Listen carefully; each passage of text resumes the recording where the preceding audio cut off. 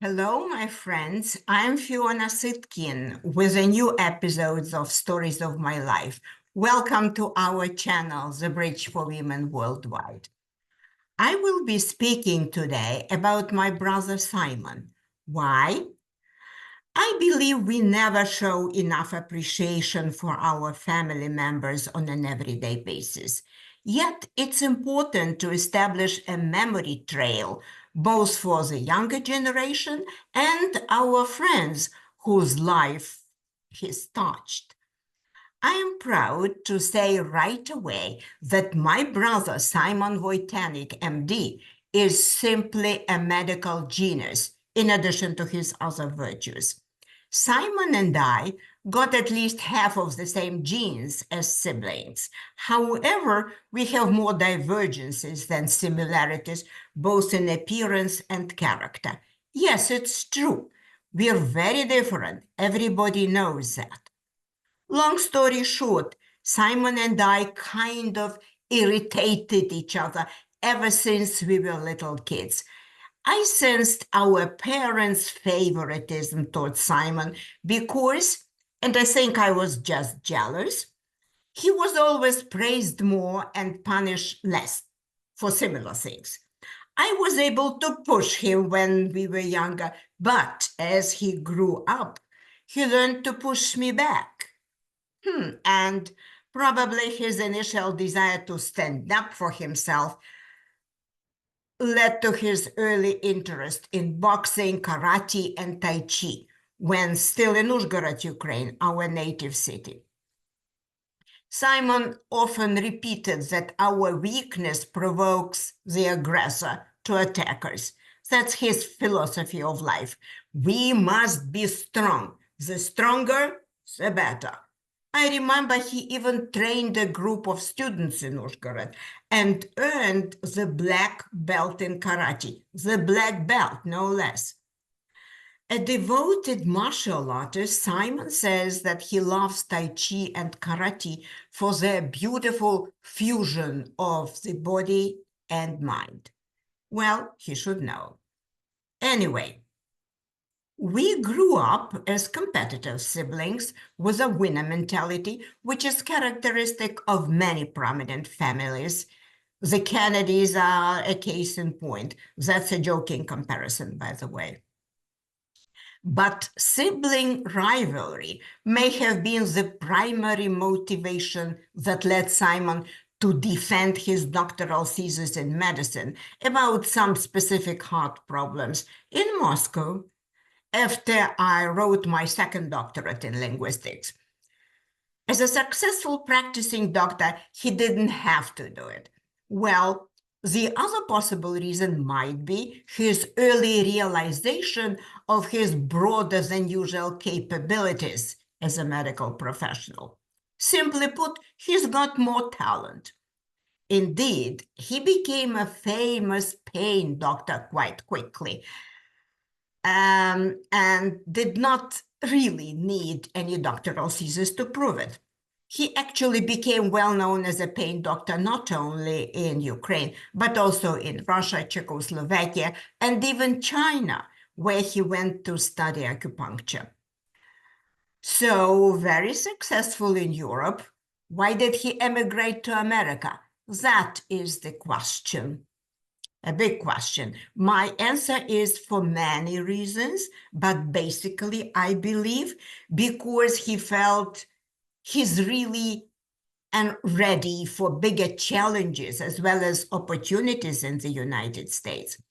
He had the internal resources and skills to respond to challenges adequately as a proven medical miracle worker. It's a fact that Dr. Simon Voitanik, MD, made it in America and started his own business as a physical medicine and rehabilitation physician in Sandy, Utah. Now he's got over 50 years of medical practice under his belt. So what does he do to support his reputation? In short, and I've got my personal experiences, amazingly accurate and effective pain elimination procedures, unique. Most importantly, For Simon, a Hippocratic oath or the ethical code is not just lip service. For example, in 2019, he decided to give back to his native Ukraine, sharing his skills of managing pain with others on the suggestion of his old friend, also a doctor. Thus, one day, Simon borrowed a compact ultrasound gadget from Doctors Without Borders organization and spent 2 weeks in Transcarpathia, Ukraine, training the young doctors in his craft and procedures. It appeared that one needs more than 2 weeks to pass down the extensive experience, but he gave it a try. Let's give him credit for that. That was creating a long line of patients from morning till night, all wanting to see the American magician doctor. This is to say that Simon loves challenge and novelty, the trait we both inherited from our late father, Anatoly Voitanik. In Simon's medical practice, some patients went from nearly crippled condition to fully functioning people, which was unexpected, but made Simon happy. Says Simon, partial quote from Facebook, "Medicine is sometimes a funny thing.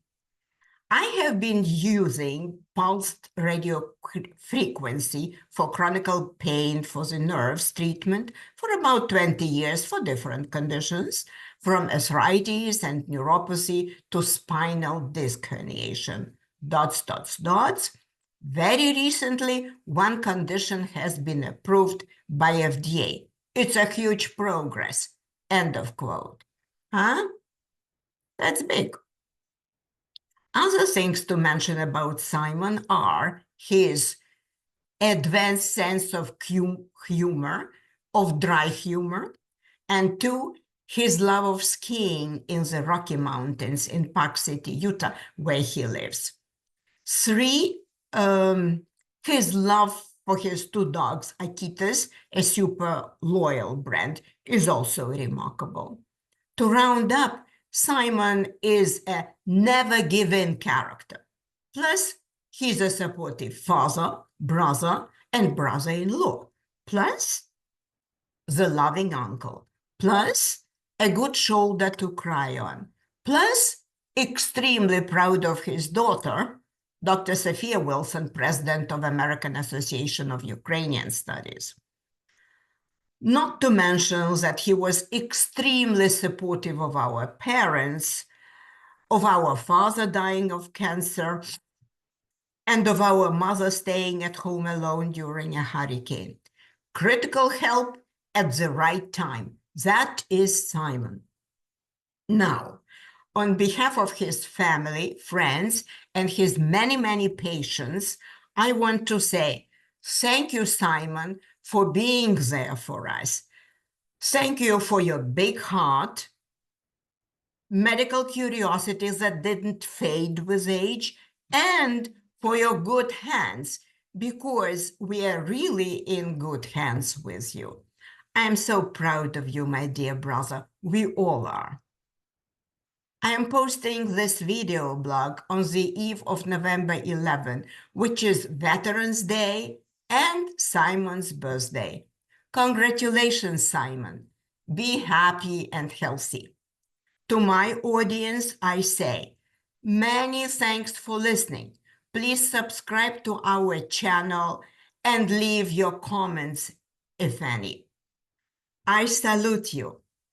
Bye-bye for now, and stay well.